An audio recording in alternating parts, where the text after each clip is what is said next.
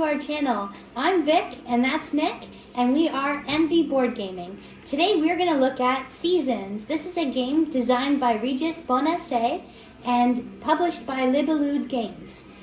It's a 2 to 4 player game. Nick is going to go through a brief overview of how you play, and then we're going to give our review. All right, welcome to the table for a game of Seasons. We're set up for a 2-player game here. We know that because we have 2 players. Not only that, but there are 3 dice of each of these color because it's 2 players plus 1 to determine how many dice you're going to get in each season. So in this game, the first thing we're going to do is we're going to look at our 9 cards that each player were dealt, and we are going to draft. I'm going to pick one and pass the other 8 over to my opponent. They will draft one and so on until we both have 9 cards that we have drafted. From then on, we're going to start out every round by rolling the dice correlated to what season we're in. So you can see here, we're going to take the blue dice. This is our marker right here. We're going to roll them. The starting player is going to draft one of these dice to keep. So these are energy, and you can see the symbols right here. So this would be water. I would get 2 water, 1 crystal. This one I would get a water, an air, and a what do you call that? Whatever, it's some kind of transformation. I think it was like it's not terraforming. It's something weird, transmutating, something weird. But that's what that symbol means. If like symbols are circled like that. So you're gonna take one, and your opponent will take one as well. And now the round technically starts. We can do our actions. So as an action, I could just use this die one time and get the resources and whatever it shows here. In this case, 2 water, which I'd put up here. You can see there's a limit on our board, but I'm just going to take 2 of those, and I'll gain 1 crystal. Crystal are victory points, so keep that in mind. And you can see you could potentially score quite a bit because they have even these markers here. So I would do that as my action. My opponent could do a card from their hand if possible. Actually, they can't because look, here is our gauge for how much our summoning is. We're at 0. We start at 0. So even if they wanted to, they could not summon something from their hand. They need to get that star point to 1. So looking at this, they probably would have drafted that because that's going to give them a star. That'll let them play a card potentially. So if they took that, they would do that action, go 1 on the star. That would give them an air as well. Now that's used. They could use that action right here, that circle action I told you about, transmutate. You can do that, but it only give you 1 crystal. And you can see certain things get better in different seasons. Air in this season is not that scarce, so you would only get 1. That's not a good idea. Maybe you just want to keep that. So if we look at their cards, we'll take a look at what these cards look like. I'm just going to skim through. There is a phase I want to mention too. At the beginning of the game, after we've done drafting, we're actually divvying these up 3, 3, and 3. So you're getting 3 at the beginning of the game. You're going to have 3 cards. The next 3 are waiting for season number 2. So we have these tokens here that would signify I get these cards once we pass this whole lap. And I'll explain how this moves shortly. And we'll also have 3 here for the 3rd season. That is the last season of the game. So we don't get these cards yet until we've passed the whole lap. So how does it pass? Well, we took these. We had 1 left over, and it had 3 pips on it. So we know after this round, we're going to move this. The space is 3.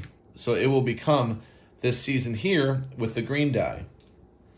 So that's how we're always going to determine how much we move on this track. And we're going to keep playing until we've lapped it 3 times. So this will move as soon as we've done a whole lap, and this will move. And then the game will end when we pass this point right here on round 3. That will be the final round. So let's go back. And let's say we had these 3 cards.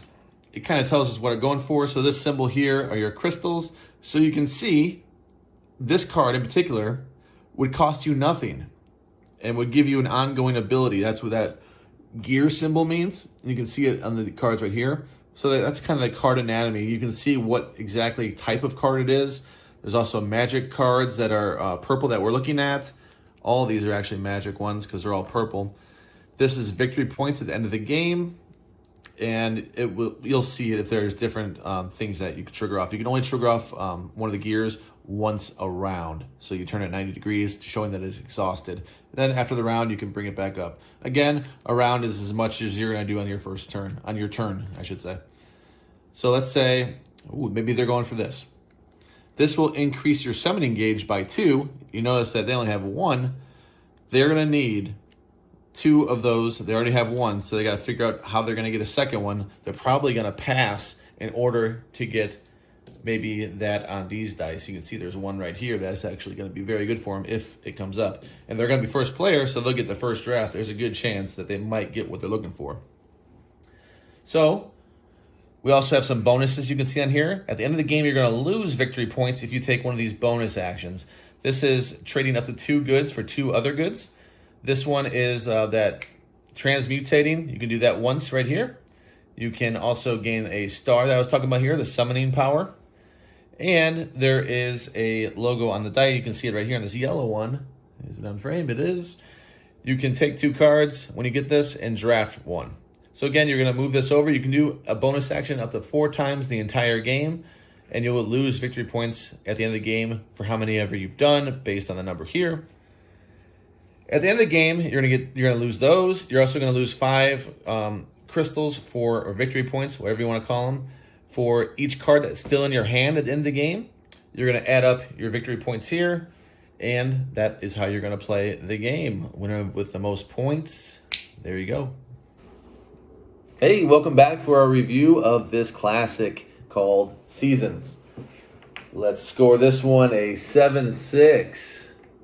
I don't know why you're surprised.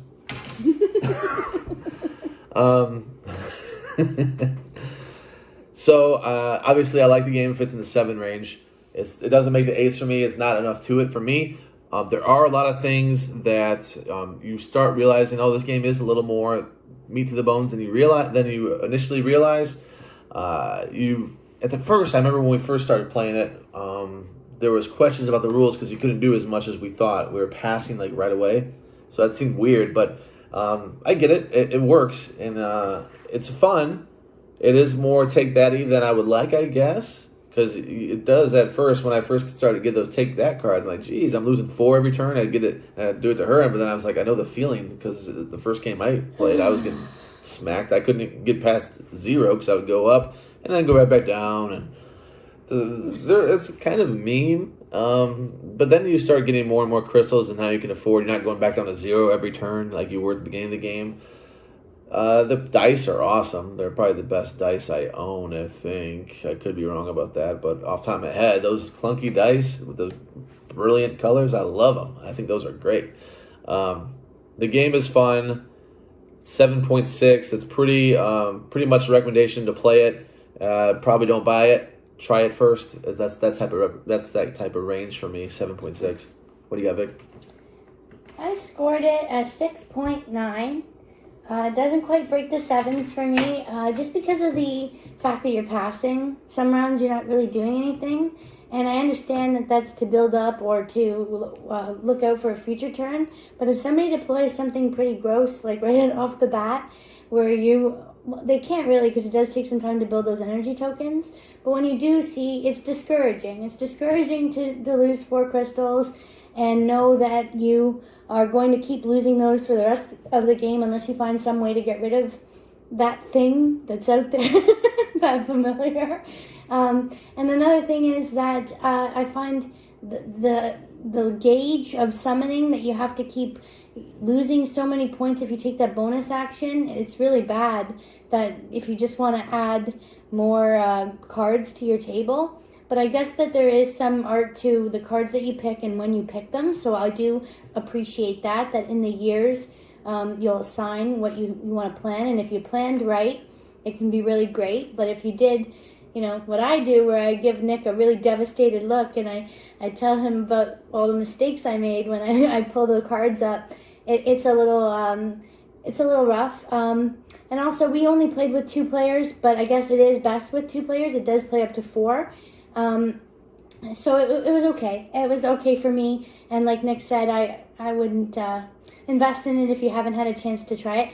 The art is very cute. There are some really nice pieces of artwork on the cards, so I will give it that. But some of the cutest things do the meanest stuff.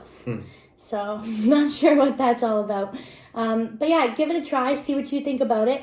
Let us know in the comment section below what the meanest game you've ever played is. And like this video if you have, and subscribe if you haven't already. We publish multiple videos a week, and we thank you very much for tuning in today. Bye. Bye.